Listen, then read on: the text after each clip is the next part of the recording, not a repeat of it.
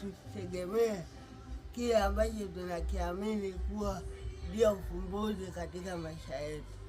Inabidi tumtegemee Roho Mtakatifu kwa sababu Mungu mwenyewe alimruhusu kwetu ili awe msaidizi.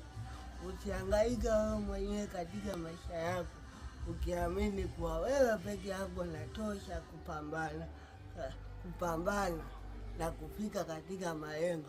Kumbuka kuna siku moja tu utakuja kuanguka na utakuja kujijutia wewe mwenyewe kwamba kwa nini sikumshirikisha Mungu. Mungu yupo jamani, ametuachia Roho Mtakatifu. Yeye ndiye ambaye anaweza akatusaidia tuongee na Mungu vizuri, tuongee kwa lugha ambayo Mungu anaielewa vizuri. Mtumie Roho Mtakatifu, ongea na Roho Mtakatifu, hakikisha Roho Mtakatifu anakuwa